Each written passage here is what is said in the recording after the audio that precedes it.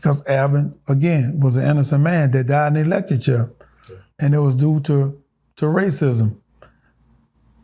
And Ernest died in the electric chair. Ernest died horribly because they had to hit the plug on him more than one time.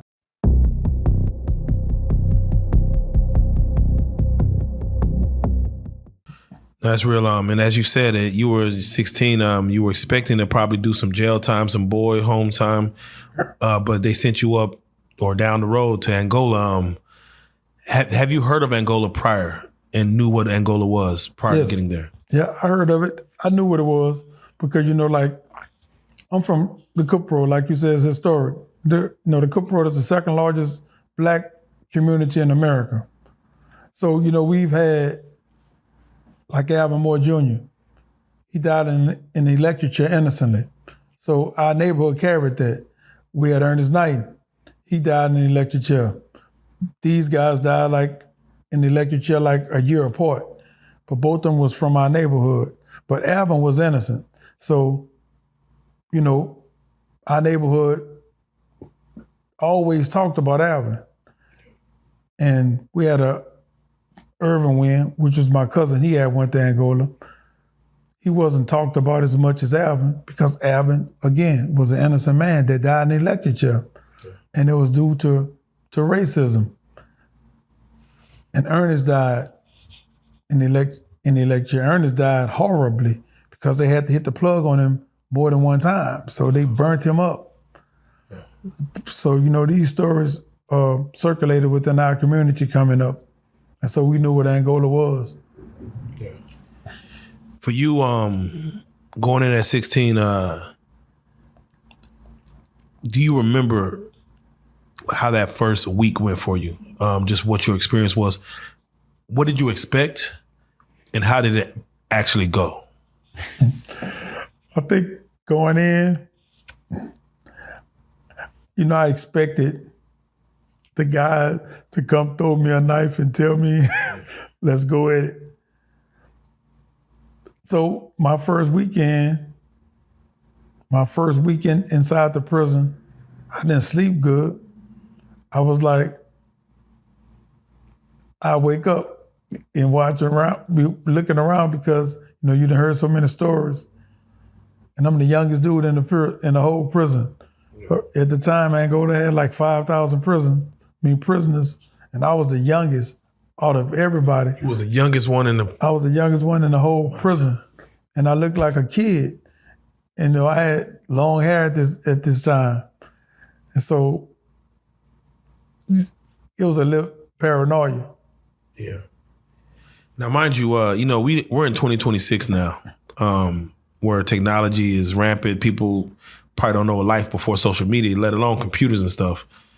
You went in 1989.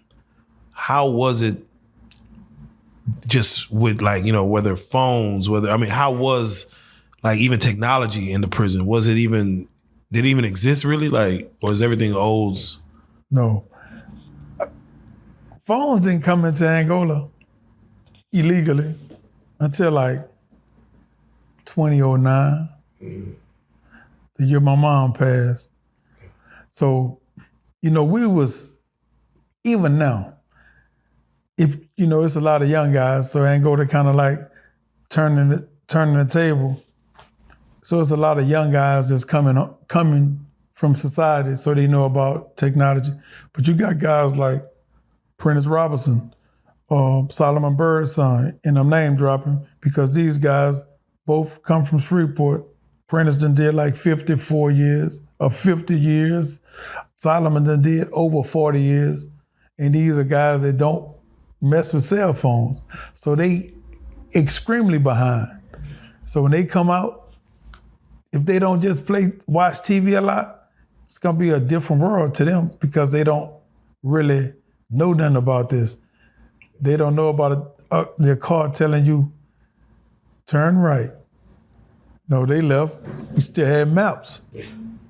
Now they don't know about Google Maps. You had to pull out the atlas. You had to pull out the compass. Yeah, you know which way you're going. Yeah, and put the compass on this spot. Or this is where we're coming from. And people don't know young people don't know about those days. Did they have television in Angola back then? I'm sure they did. But Yeah. like this is back when they only had a couple channels, like, 3, 4, 5, 8, 11. I mean, think about it. 50 years. 50 years is saying, I'm 52.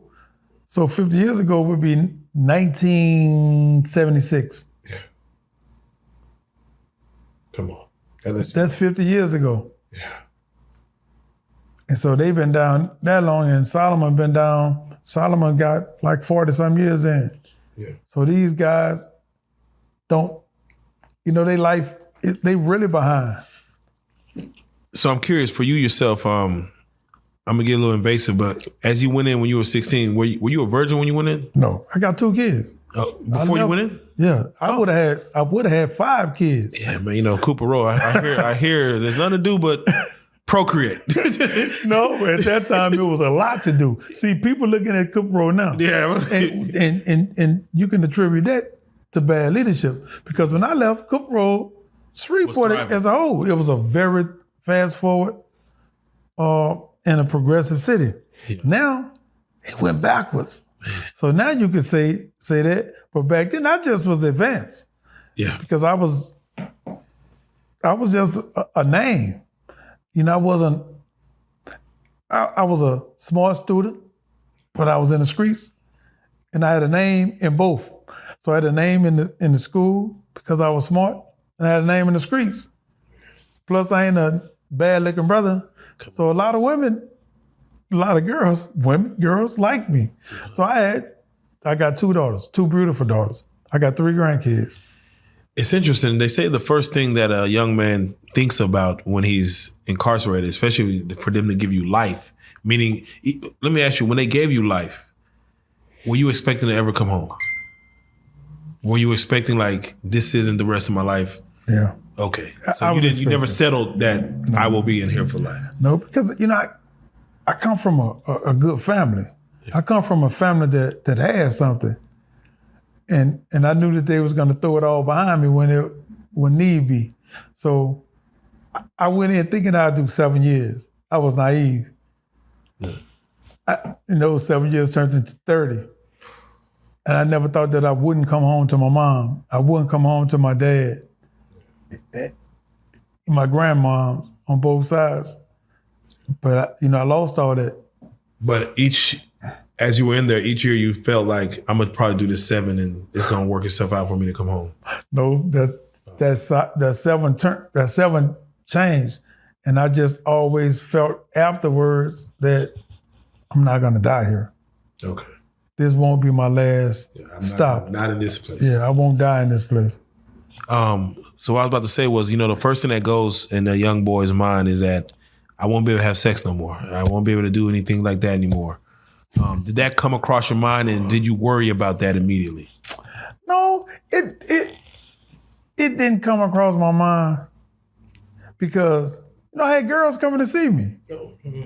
That's all that matters. Yeah, so and they was making making moves. Yeah, can you?